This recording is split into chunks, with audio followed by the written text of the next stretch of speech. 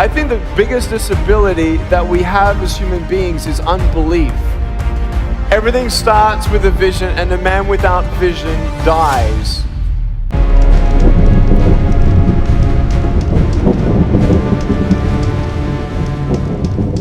So this course is all about using ChatGPT and Midjourney in your day-to-day life. And we're starting with ChatGPT for the first portion of the course. I think it's pretty safe to assume that most of you are familiar with ChatGPT, you know what it is. But in this video, if you don't know what it is, I'll explain, but I'll also talk about some important terms that may come up or will come up throughout the course. By the way, all the imagery you see here is generated by Midjourney. So just a little shout out to Midjourney and everything you see on the slides here. So what exactly is ChatGPT? ChatGPT is a web-based interface to a large language model, and there's a couple of choices for which model that is. Basically, it's a web client that allows us to communicate and have a conversation with an AI model behind the scenes. Typically, we provide text as input, and we'll get human-like text in response, although sometimes, with GPT-4, we'll actually get images in response, diagrams in response, downloadable files in response. It's not only text to text, but that's how it started. And as we've already seen in the previous video, we can use ChatGPT to generate text, code, analysis, visualizations, a whole bunch of other things. So this is just some of my chat history. I use ChatGPT in a very simple way to get it to write me some tweets. I hate Twitter. I'm very bad at Twitter. I had it write me some tweets. But here's something completely different. I gave it a link to a video, a long video that was reviewing Apple's Vision Pro mixed reality AR headset. Too long for me to watch, but I wanted to know what the reviewer thought. And I used a plugin to help me do this. We'll cover plugins in the course. It summarized a whole YouTube video and gave me a nice, quick summary that was very easy to read. Here, I gave it some code, a data set, and it generated me diagrams. Here, I had it generate me a full web application. So there's a lot of things that we can do with it, but at the end of the day, the core mechanism is that there's a text box down here where I can type messages and get some sort of message back. It's important to note the distinction here between ChatGPT and then the underlying models, GPT 3.5, GPT-4, and then presumably eventually GPT 4 point something or GPT 5. The models are what does all of the hard work. The models are trained over months and months, or in some cases years, trained on all sorts of data. We'll talk a little bit more about that. And one way of communicating with these models is via ChatGPT. We type something into the text box on the website. Do I need to put fresh eggs in the fridge? That is then sent off to a model, and then the model responds back with some sort of text, and we see it rendered in the browser. That's the ChatGPT workflow, which, by the way, you don't have to refrigerate fresh eggs if you haven't washed them. But we also could communicate with the very same models using their APIs, which is not what this course covers. I have a whole separate course on using the GPT family of APIs.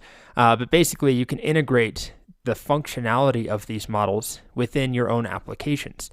So you can ask it a question through code, it's sent off to the model, and you get a response back through code.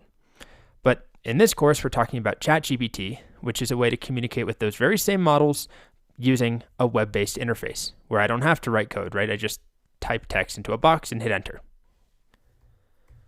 A little more terminology.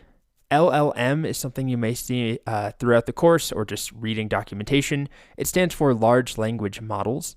These are a family of AI models that work with text. They understand and generate human-like text.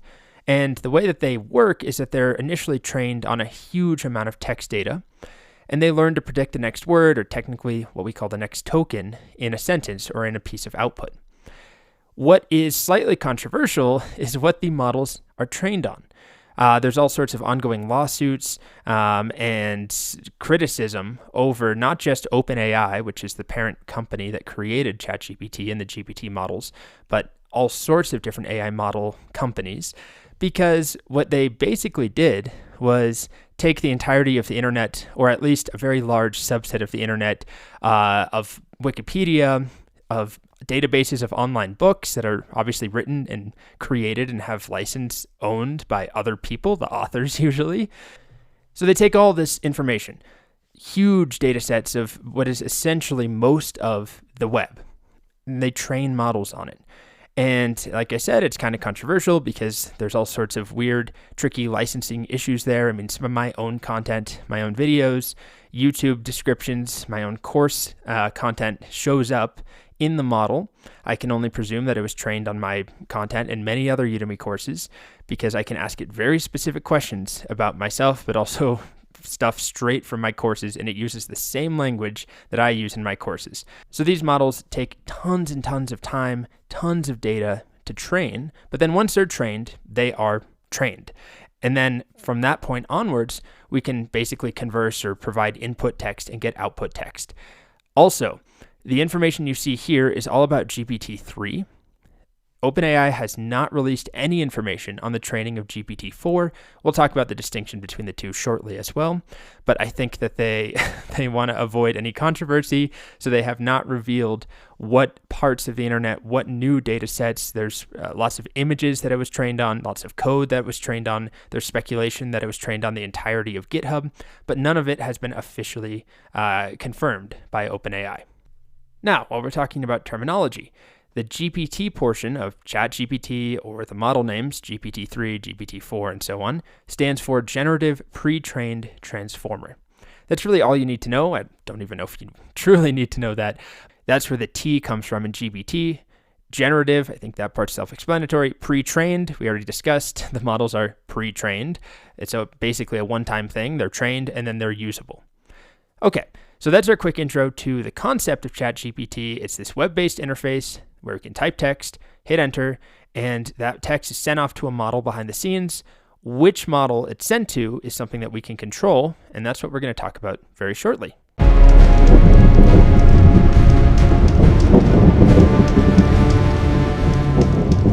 My wife, our First Lady, Michelle Obama, she has a similar story. Neither of her parents had gone to college, and they didn't have a lot of money. But they worked hard, and she worked hard so that she could go to the best schools in this country. Some of you might not have those advantages. Maybe you don't have adults in your life who give you the support that you need. Maybe someone in your family has lost their job and there's not enough money to go around. Maybe you live in a neighborhood where you don't feel safe or have friends who are pressuring you to do things you know aren't right. There is no excuse for not trying.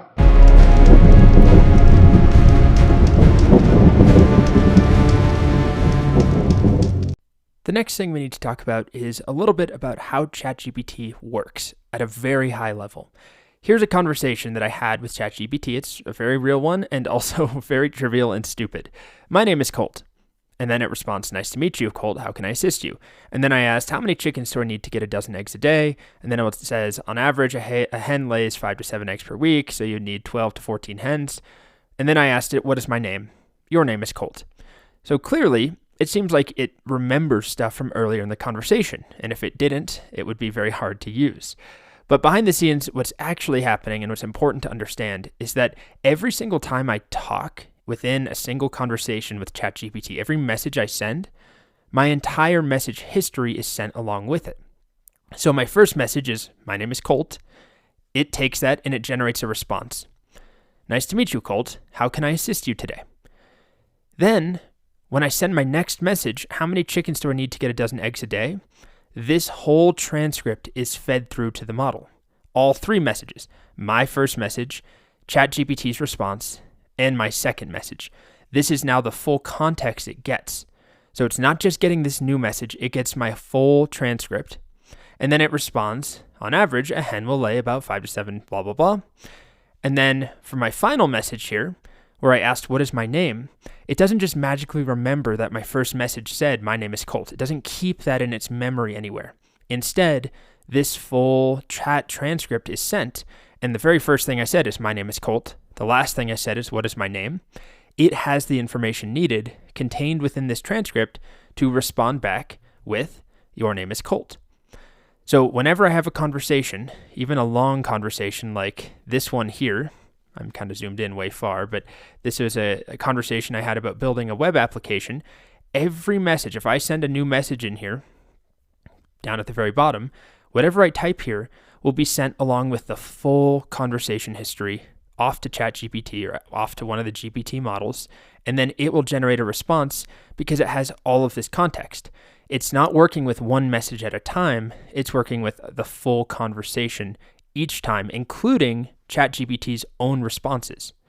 So I just want to explain that up front because I think a lot of people assume that the logical way it works is that it has a memory. It remembers every word or every message that you send it and every message it sends back. It's kind of true, but the only way it works is that the full transcript is sent to the model every time we talk to it.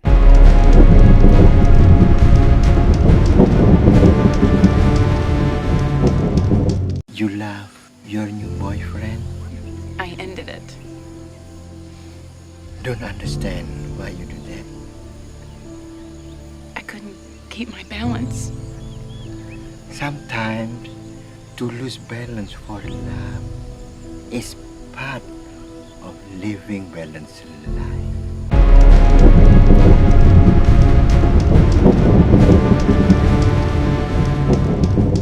Next, let's briefly talk about the difference between GPT 3.5 Turbo and GPT 4. These are the two choices that we currently are presented with when we open up ChatGPT. And if you don't have an account, you haven't signed up, don't worry, that's all coming up next. But as you can see here, I have GPT 3.5, technically it's called 3.5 Turbo, and GPT 4 as my options. One thing I have to start by saying is that GPT 4 is currently only available to Plus users. So we'll talk about at the end of this video whether it's worth it or not, or if you need to be a Plus user. The spoiler answer is not really, you don't need it, but if you want access to some of the best, coolest features, then you do have to pay for it. So what's the distinction here? According to just a little pop-up here, GPT 3.5 Turbo is the fastest model and is great for most everyday tasks.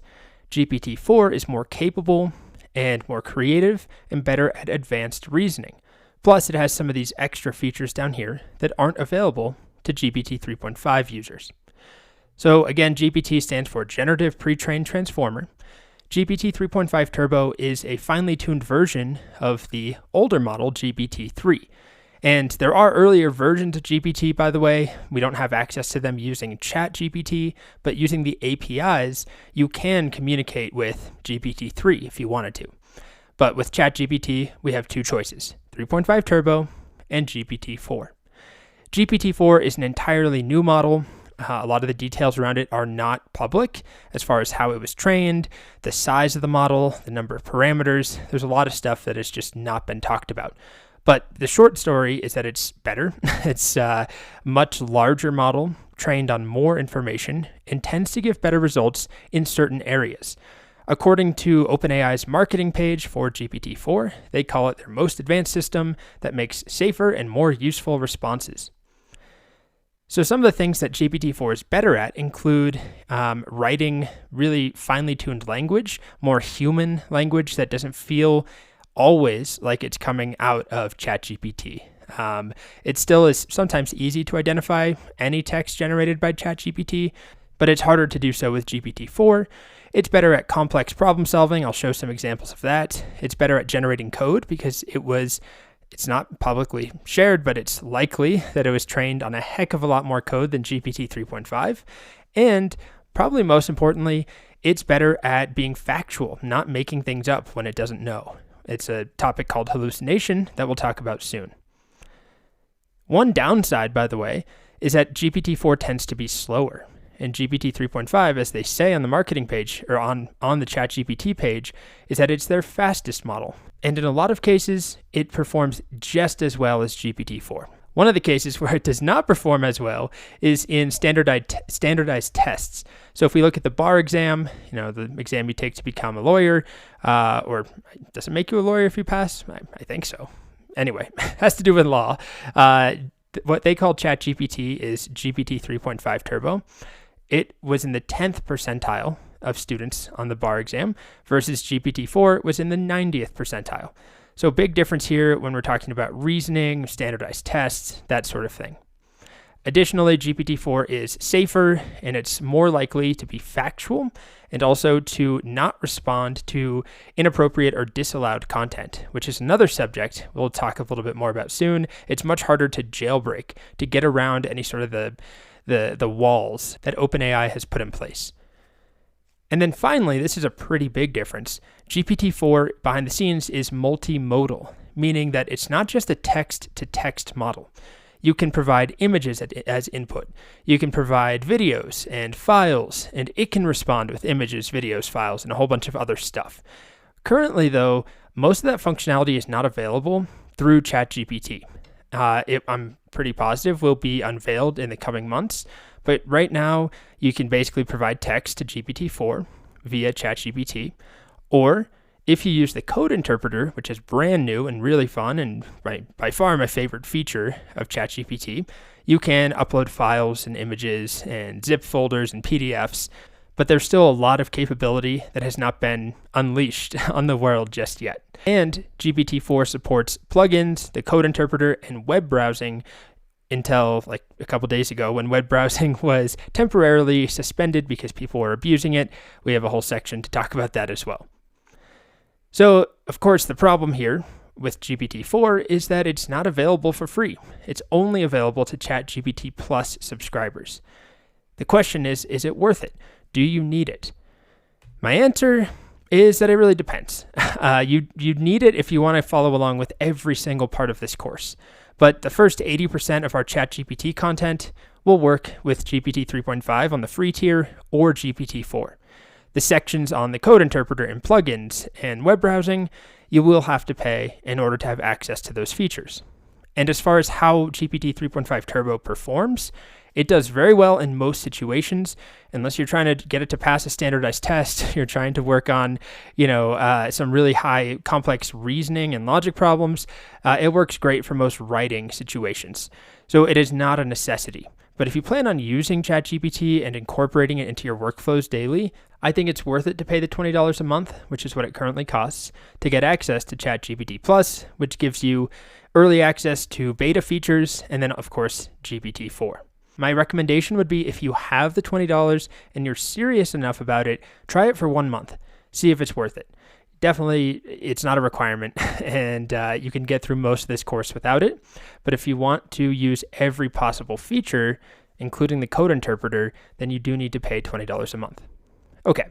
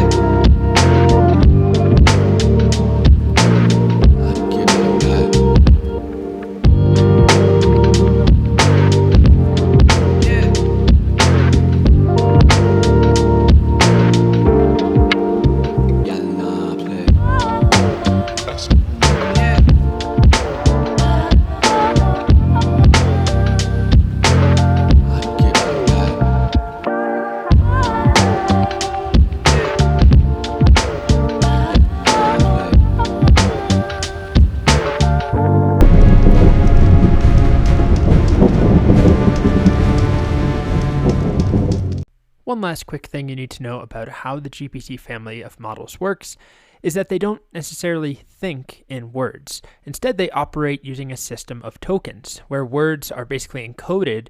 They're turned into these smaller pieces, a token, and these tokens often are actually full words, but for longer words, they'll be a portion of a word.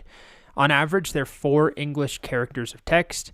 So the sentence, "I like hamburgers," is split into 5 different tokens. I is one token, space like is another token, space ham is another token, erg is a token, and ers is a token. And I'm not just making up these exact tokens. OpenAI actually has a tokenizer tool on their website that helps you visualize how text is encoded into tokens. However, it is not up to date. It only has GPT-3 in here. But if I put some text in there like, "Hello, everyone. How many tokens are in this sentence?" If I scroll down, it looks like, well, actually in this case, pretty much every word is its own token. Hello, and then space everyone, space how, space many. These are all individual tokens, but for whatever reason, if I do hamburger, you can see it is split into separate tokens. Again, this is specific to GPT-3.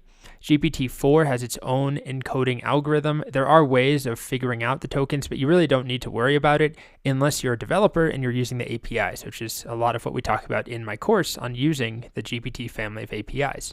The reason I bring this up is that first, it's just good to know, but more importantly, each model has a limit to how many tokens it can work with, and that includes both the input and the output. So if we go back to this slide here, where we talked about how GPT doesn't really have a memory, right? Instead, every message that we've ever typed to it within a conversation and every response it generated, they're all fed back to the model every time I add a new message, and then it responds. So each piece of text here is encoded into a certain number of tokens, and the response is a certain number of tokens. And each model has its own limit on the overall size of what we call the context window. How many tokens can the model work with? So these models currently can't take an entire book as an input. They can take a lot of text, especially GPT-4, but there is a limit, and I'll show you the limits in a moment. When I say context window, it's not just about the input that we provide or just the output. It's the total number of tokens from the input plus the output.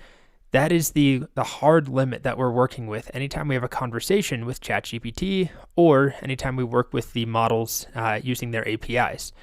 There is a limit on how many tokens the overall input plus output text have to be within. They don't do a great job talking about this for ChatGPT on their documentation, but if you go to the developer documentation, we can see that GPT-4 has a maximum context window of 8,000 tokens. There is a different version of GPT-4 that's not available right now to ChatGPT users that has a much larger context window. And if we look at 3.5, we're dealing with 4,096 tokens, so half the size as GPT-4. Later on, I'll show an example of hitting that context window limit and what happens if you have too much text that you're trying to work with. But for now, all you need to know is that there is a limit and that these models are not infinitely able to process text and generate text. There is a hard number on the number of not quite words, but the number of tokens that they can work with.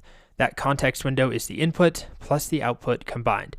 Something like this is well within that limit. You really have to start trying very hard to hit that limit, especially with GPT-4, which is something that I will try to do to demonstrate the context limit later on in the course.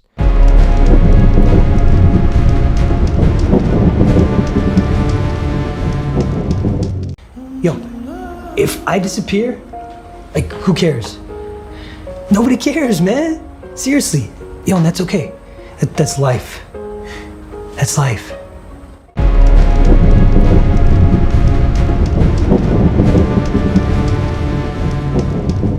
So let's get started. The very first thing that we need to do, which I assume most of you have already done, is create an account to actually use ChatGPT. So feel free to skip this if you already have an account, but if you don't, you can go to the OpenAI website, which is openai.com, and then you can click Try ChatGPT, and it will prompt you to create an account if you don't have one, or log in if you do have one. One annoying thing about making an account is that it has to be linked to a verified phone number, which is fine. I think most of us have at least one phone number we can use, but if you ever need to make a second account, you cannot reuse your phone number, or you can, but it will complain and it won't give you any free credits if you ever want to use the APIs. So it's not a big deal. If you're a teacher and making a bunch of accounts to make different courses, like me, it can be a little annoying, but you usually just want one account anyway. So you'll put in your email address, you'll put in your phone number, and when that's done, it should hopefully redirect you to chat.openai.com, which looks like this. You can also just go to chat.openai.com or even just Google search ChatGPT and the top link will take you here.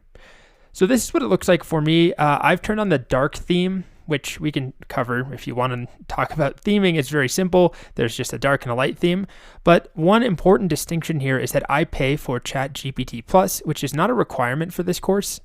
And very soon we'll talk about if it's worth it, what you get for paying for ChatGPT Plus.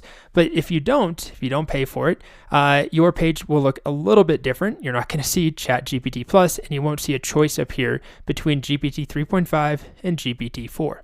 But other than that, you should see a very similar interface. You can write new chats, and that's all that really matters to get started. Okay, so hopefully you have an account, and if you don't have one yet, sign up. It's very simple. Put in your phone number, your email, make a password, and head to chat.openai.com.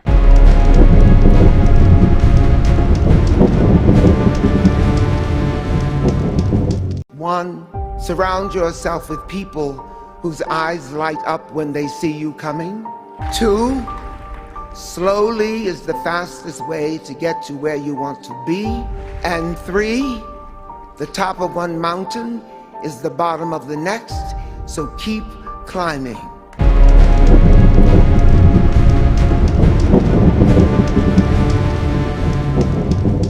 All right, so let's get started. The first thing we're going to cover is the basic interface of ChatGPT, some of the settings, some of the different buttons, and pretty basic stuff that if you've played around with ChatGPT already, you may feel is too basic and you might want to just completely skip or at least watch at a faster speed. So this is ChatGPT here. With a completely empty slate, I've deleted all of my existing chats, and I have this choice between GPT 3.5 and GPT 4. I'll generally use GPT 4 in this course. It gives slightly better results in a lot of situations, although it can be slower. But in this video, I'll stick with 3.5. So down here, I can type my chat prompt, of course, whatever prompt I want. We spend a lot of time in this course talking about different prompts and strategies for writing the best prompts and different ideas. But let's just do something like, write me a poem about sea otters. And I get my nice poem. It's a pretty basic prompt. Honestly, in the real world, I'd probably have way more requirements. Is it a limerick? Is there a specific meter for the poem? How many lines and stanzas? Anything, the tone? Is it a serious poem? Well, maybe not romantic. Is it a serious poem or a humorous one? But I get my output. The first thing that we'll talk about here, other than generating some basic output, is that if I'm not happy with this result, I can always click Regenerate Response. I could also just follow up and say, can you try again? This time, make it shorter. But if I want to use the exact same prompt, I can click Regenerate Response. And it's really important to note that ChatGPT is not deterministic, meaning the same prompt is not going to give us the same output in most situations. You could run this 20 times and we'll probably get 20 different poems. Of course, there are some prompts, if I asked it, what color is the sky, only answer with one word, it's probably going to always tell me blue, but that has a lot more to do with the prompt. Anyway, I can regenerate a response, or I can follow up and say, try again, but please make it much shorter. Still, I probably want to be more specific than just much shorter. Maybe please make it 2 stanzas or 8 lines.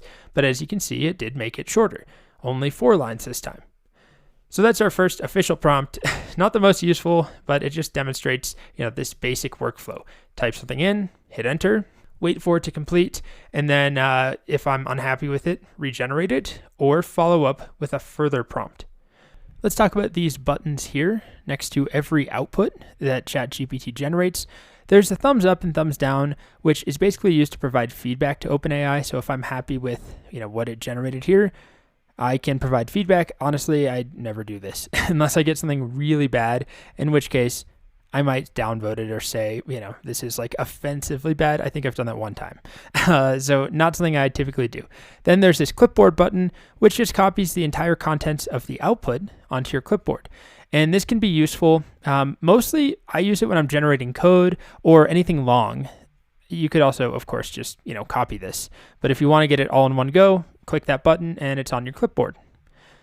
Another thing that it does automatically is anytime we have a new chat, whatever that first prompt is, in this case, write me a poem about sea otters, it will use that and come up with some name. So it doesn't use the exact name, write me a poem about sea otters, but it comes up with a name, a smart name, and it gives the chat itself that name over here so you can reference it. So a poem about sea otters. Now, if I make a new chat, I can do, of course, whatever I want in here, but note that it's completely self-contained and separate from the poem about sea otters.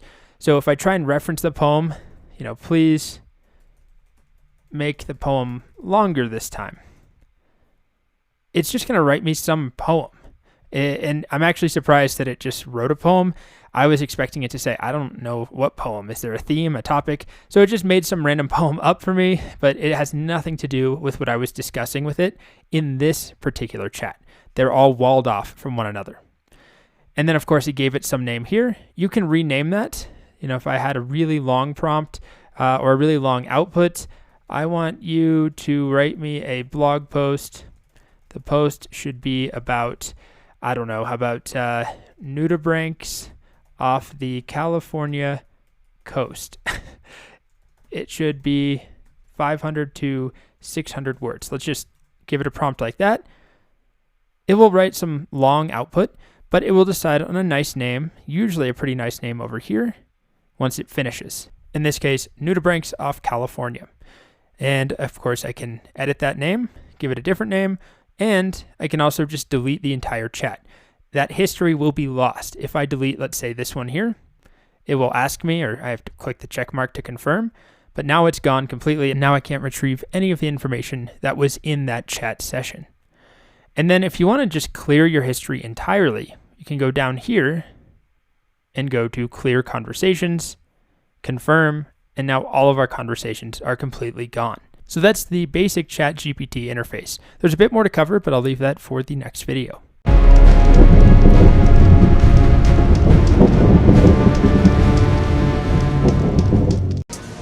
Can I say something? I'm the type of person, if you ask me a question and I don't know the answer, I'm gonna tell you that I don't know. But I bet you what, I know how to find the answer, and I will find the answer.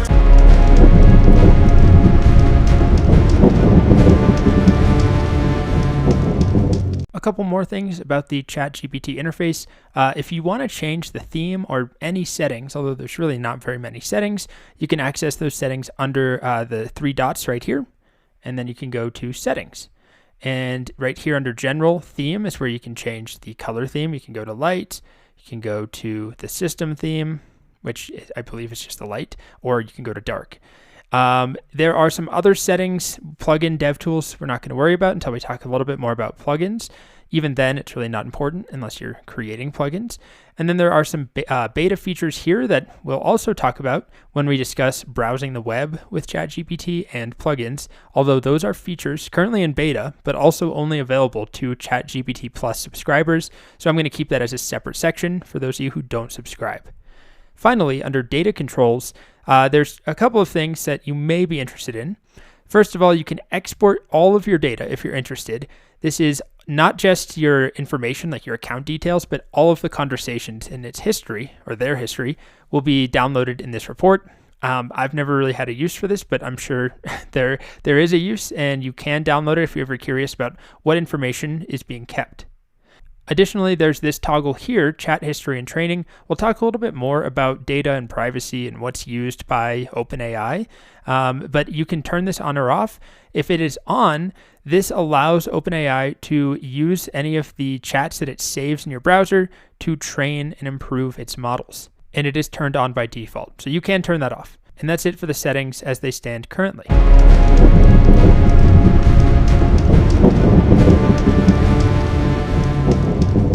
Another important thing to know is that we can edit prompts after we've already written them and generated output. So let's write a prompt here. I'll keep it super simple. We're not going to worry about doing anything useful yet.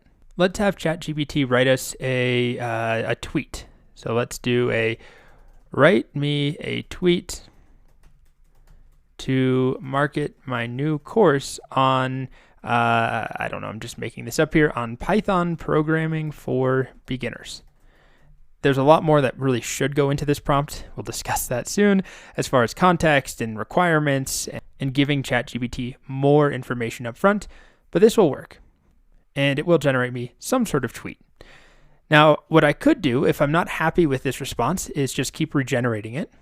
Or maybe I want to make a tweak to the prompt itself because I'm an idiot and actually my course that I just released is not on Python, but it's on JavaScript. Well, I could just write down here, write me a tweet to market my new JavaScript course, Or I can click this edit button next to every one of my prompts and edit the prompt in place. So I'll say JavaScript programming, and then I can save and submit, and it automatically reruns. And now I should get, a JavaScript. There we go. Unlock the secrets of JavaScript programming with my brand new course for beginners. That's a simple example. It would be probably just as easy to retype such a short prompt, but just know that you can edit your prompts in place. And as far as I know, there is no way to delete a prompt. If you wanted to sort of clear your output, if you have something embarrassing in here, you can't delete it, although you can delete the entire chat, the whole session. You can't delete specific prompts.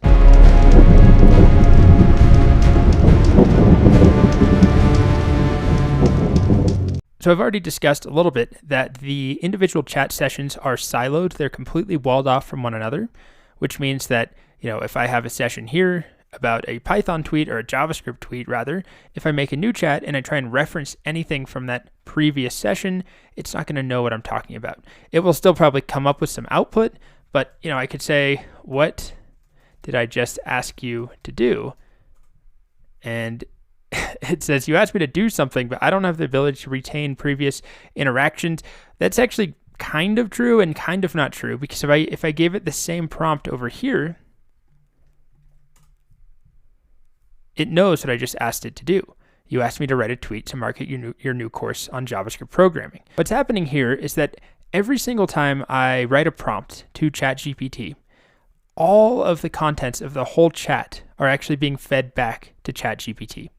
So it's not really just providing this, what did I ask you to do? It's actually providing this input and this output, then this input. It's giving it the full context. So on its own, the GPT models don't have memory. They don't know what I just asked them. Instead, what happens is the application feeds the entire chat transcript every time through as that transcript grows. So it functions like it remembers what I was asking it about, but it has no real memory.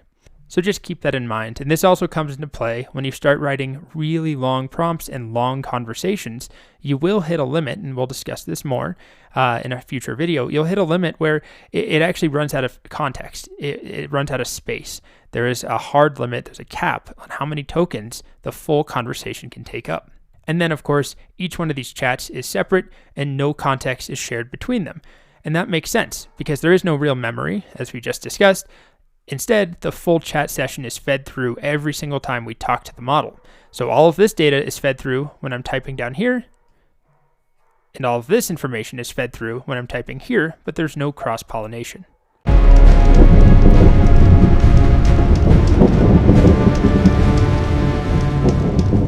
If you try to remember, you will lose.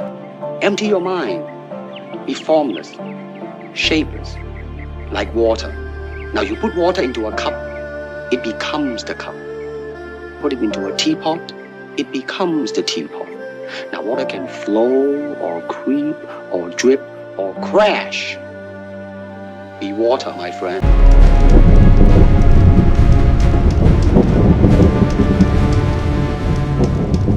Next, we'll talk about how we can get ChatGPT to continue its output even after it's stopped.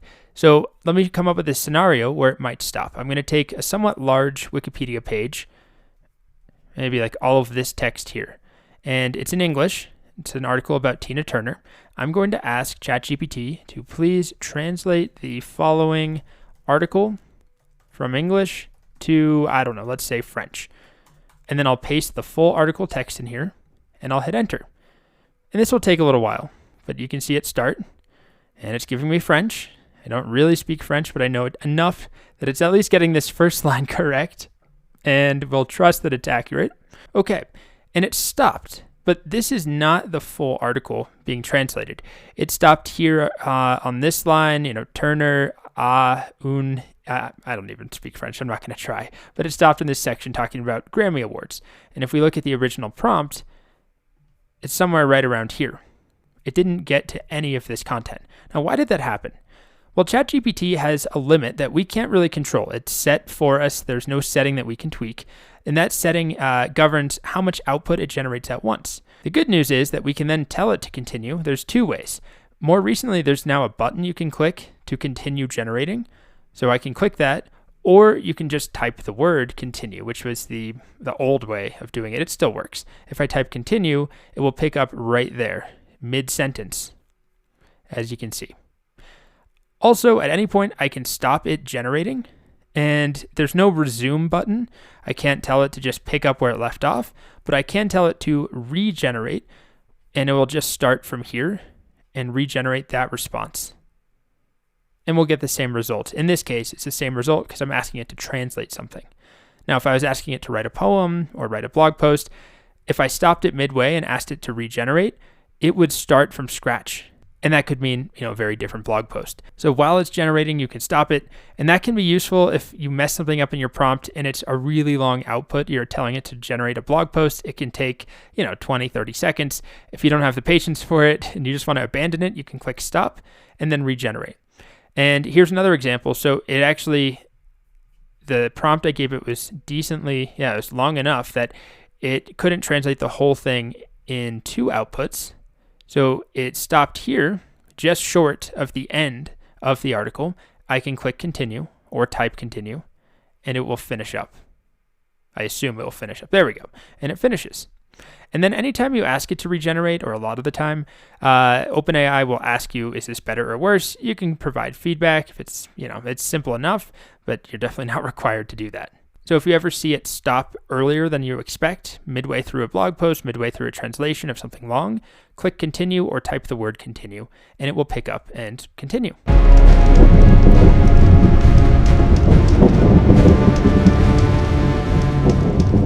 One last quick note about the interface. In this course, what you'll see me do frequently is actually change what the interface looks like and hide this column on the left. Because in order to make the text larger, I'll zoom in, but it also zooms this in and it takes up a ton of space. And most of the time, this doesn't really matter to what I'm teaching you. What matters is what's over here, the actual prompts that I'm writing, the output that's being generated. So I'll hide this. I just wrote a basic script to hide it. And the interface in most of my videos from this point on will look something like this, where it's just the prompt and the corresponding output and just the text box where I can type my input. So it's the same ChatGPT, I just hid the column on the left.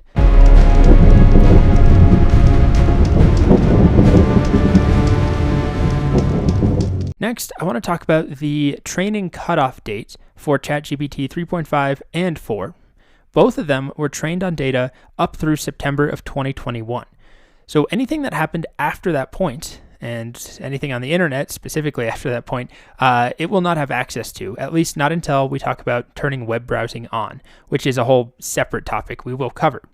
So if I try and ask it a question about, what is the stock price of, NVIDIA, the stock price of NVIDIA today, it usually will complain and tell me, I was trained up to September of 2021. I have no idea. I don't have real-time data or browsing capabilities. It kind of does if we turn it on and we use the ChatGPT Plus to get access to those features. But by default, it doesn't know about anything that happened after September of 2021, and especially not things like stock prices, today. So just keep that in mind. Any events, any information, any blog posts, anything on the internet after September of 2021, by default, ChatGPT will not know about.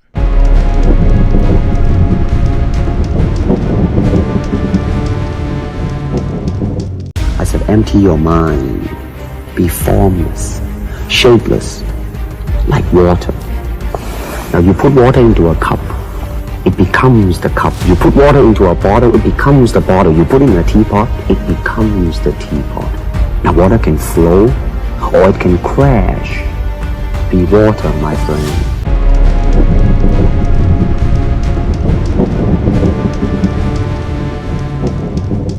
Next up, a quick note about hallucinations. The term hallucination in the context of artificial intelligence and large language models is also sometimes called delusion or confabulation. It's basically something that happens where the model can respond confidently and be completely wrong. It is, and it was, a much larger problem in the earlier days of ChatGPT. It still is a problem, but to be honest, I had to work pretty hard to come up with an example to demonstrate it. So here's an example that I searched Twitter and Reddit and tried to find examples of people showing hallucination. And I tried dozens and dozens, and almost all of them were actually running correctly and were not resulting in a false response or in a hallucination. Except for this one. What episode of Star Trek was Katie Sackhoff on? When I asked GPT 3.5 this, it says Katie Sackhoff appeared in the episode, or in an episode of Star Trek The Next Generation. She portrayed this character called Ensign something something in an episode titled First Duty. Now, when I ran this earlier, I'm going to rerun it right now, but notice it said The First Duty. That was the name of the episode. I'll run it again. And this time, it gives me a completely different episode called The Drumhead. And I'll run it again. This time, it told me she did not appear in any episode of Star Trek, and she has never appeared in any episode. This time, totally different episodes in a different show, Star Trek Discovery, Unification 3, and The Sanctuary. Now, I did some research. First of all, there's no actress named Katie Sackhoff spelled this way. There is an actress named Katie Sackhoff spelled this way. And she was most famous for playing a role in Battlestar Galactica, but has never played anything in Star Trek. And just to verify, I did find an article. If you Google Katie Sackhoff Star Trek, there's an article where she talks about how she wants to play something in Star Trek, but she has never had the opportunity. So long story short, it is completely wrong. And as you saw, it gave me a different wrong answer pretty much every time I generated it. It wasn't even consistent. This is an example of a artificial intelligence or a ChatGPT hallucination or delusion. It's making some sort of claim very confidently, and it is not hedging it in any way. It's not telling me I'm not sure or I don't know. It is confidently telling me something that is incorrect. And hallucinations are one of the biggest problems in the world of large language models and of tools like ChatGPT. I will say, as I've already mentioned, that it's improved significantly. At least ChatGPT has improved significantly in regards to hallucinations. A lot of the classic examples, there's some really fun memes and examples of like crazy incorrect responses that ChatGPT used to generate. It no longer generates them. But as you just saw, it is still very possible, and it's something we need to be aware of. So anytime you're relying on ChatGPT to give you factual knowledge, something like, well, what we just did here is not the most exciting fact, no offense to Katie Sackhoff, but still, it is factual knowledge. If we're relying on ChatGPT to tell us something that we don't know, you need to be careful. And you can't necessarily take its answer or take its output as truth. So one attempt at curbing hallucinations, which there's no guaranteed fix here, but one approach is to ask for citations or references. So what episode of Star Trek was Katie Sackhoff on? Provide references and citations for any or for your output or something like that. And we'll see that it changes its answer to the correct answer this time. I apologize for the incorrect information provided in my previous response. Upon further research, I have discovered that Katie Sackhoff has not appeared in Star Trek Discovery.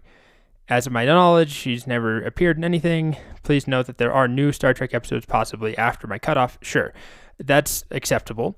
And you can see that it worked in this situation. Now, it's not guaranteed to, but this is one approach. Another approach would be to say only answer if you are certain or confident in the answer, or only provide output if you are certain in the answer, and that should give us a similar result. It says, I apologize for the confusion. Again, none of this is guaranteed to work. Hallucinations are something you just need to be on the lookout for. And as we saw, one telltale sign that the model is hallucinating is if you regenerate the output and you get a different answer every time. It's not a guarantee if you get the same answer over and over. That doesn't mean it's right, but it's generally a sign that it's hallucinating if it's giving you the wrong answer or different answers every single time and it's changing its answer. So that's just a simple example. And as I mentioned earlier, I had to work pretty hard to actually find an example to show you a hallucination. This is an example that used to work. There's a famous computer scientist who worked on, let's say, Python. Her name was something like Rita. Just make up a name. What it used to do is it would take this name, Rita, or whatever you provided, and make up a story that was completely incorrect and somehow tie it to Python. But it would just completely make something up. And that no longer happens, right? It just says, you might be thinking of this other person, Guido van Rossum, like the most famous Python programmer and the creator of Python. It has nothing to do with Rita. I can even try and trick it. Say, no, it was definitely a woman with the name Rita. And this used to result in a hallucination. It was very easy to get it to tell us completely false information. It's no longer that easy, but it's still something you need to be on the lookout for. So keep that in mind if you're ever working with factual prompts and relying on factual information coming from the model. You can't really trust it, and you shouldn't trust it, especially if you're getting different answers every time you rerun a prompt.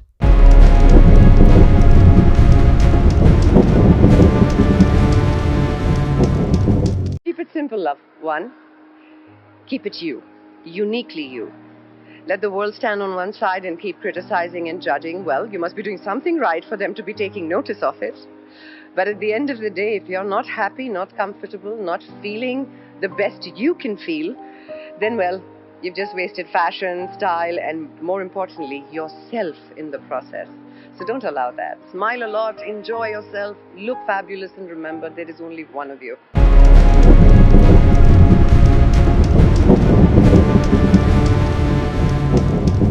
Next, let's talk about some of the things ChatGPT will not respond to or will not answer.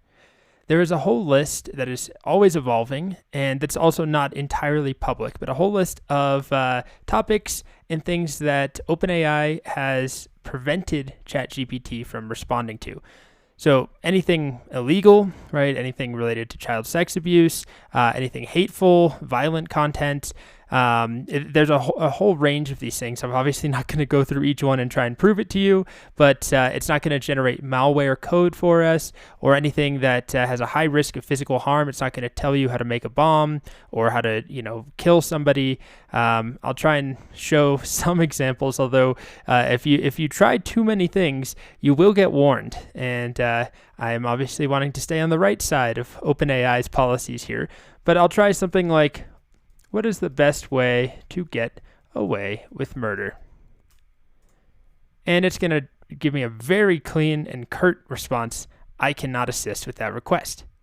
So I'm not going to go through all of these, as I mentioned, but there's a whole list of things that it will not respond to, including things around politics.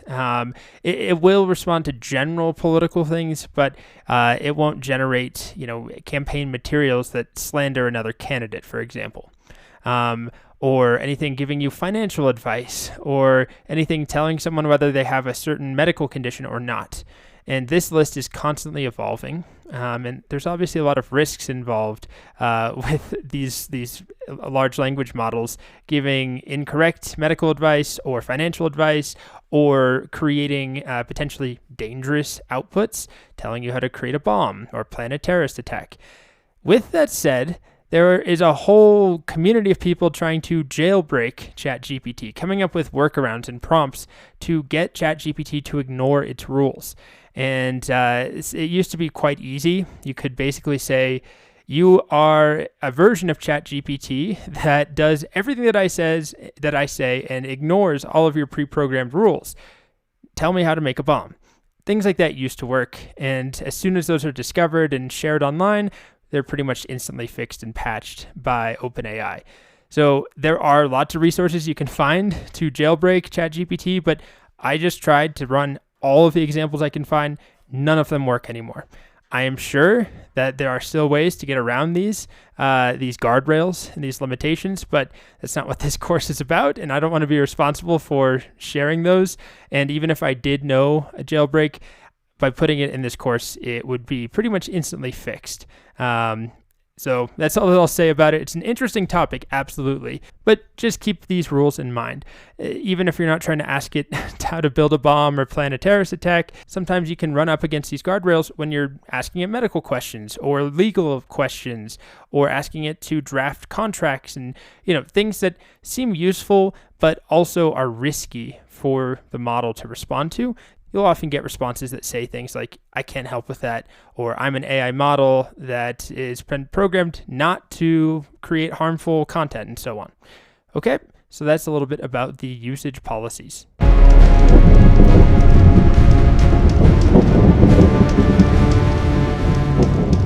If you have a dream, even if it's not football, if you have a dream, you have to do everything you have in your energy to achieve that, because nobody will believe in you more than you. You have to believe, because in the life you never know what can happen, and you can live your dream like I do.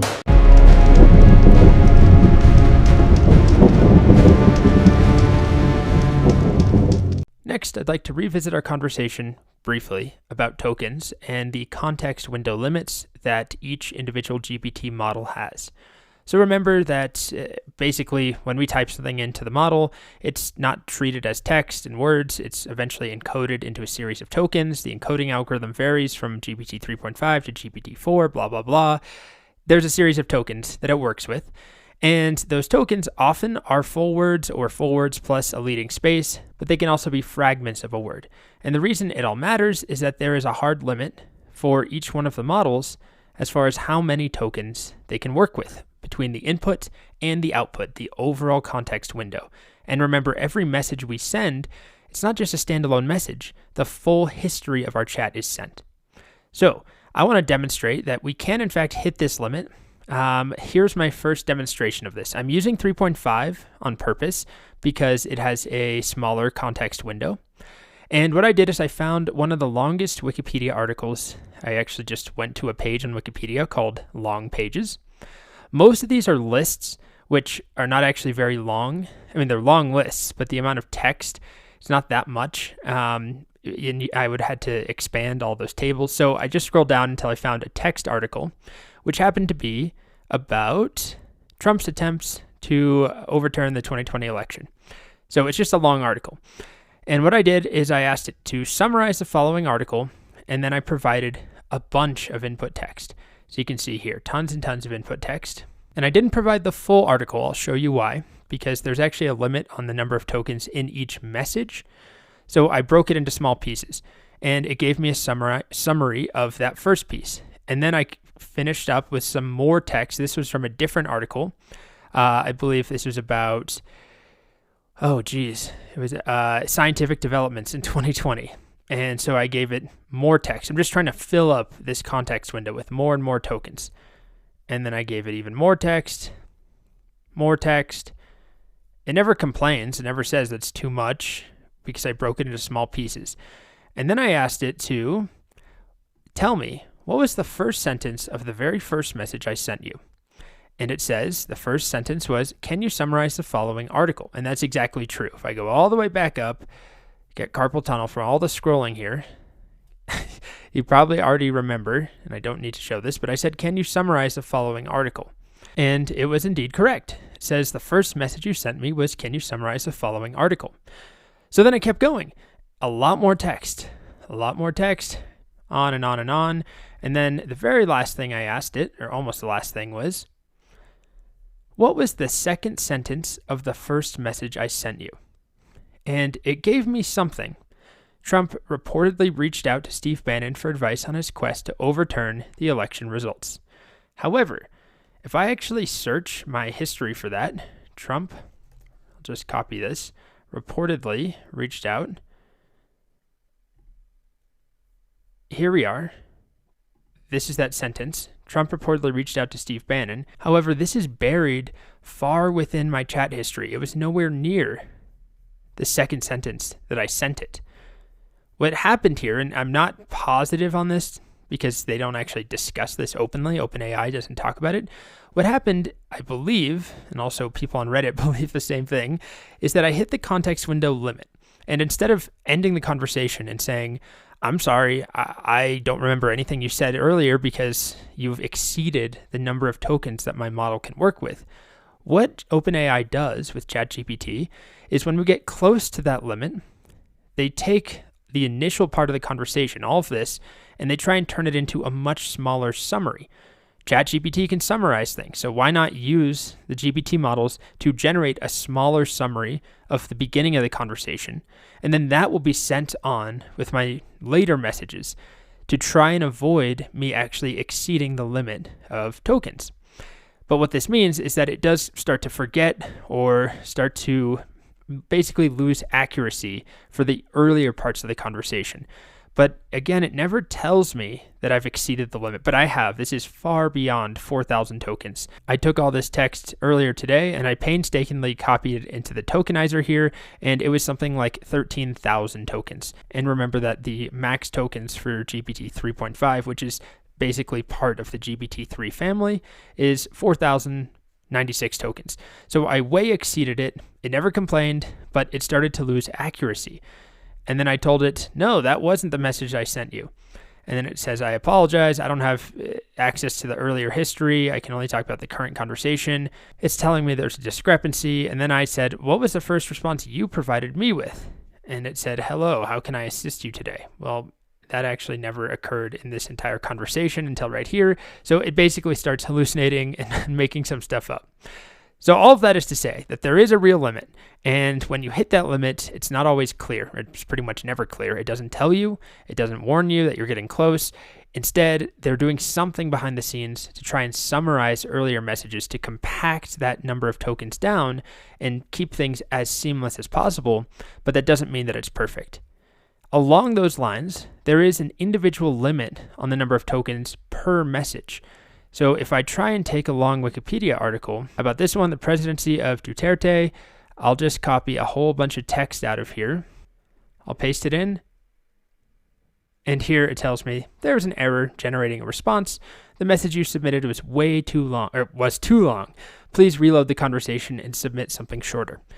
It doesn't tell me how much space I have or how many characters or tokens, or it doesn't give me any sort of analytics to say, please shorten it by X amount. But through trial and error, it seems like it's around 800 tokens per message. And I exceeded that, and it kind of breaks the chat. It doesn't even let me start talking or, edit a message. I have to refresh the page and start over. So that's another situation where the token limit does come into play. You can't do really long messages. But I could break this up and provide smaller messages, and it would work no problem, assuming that I then don't hit the overall token limit.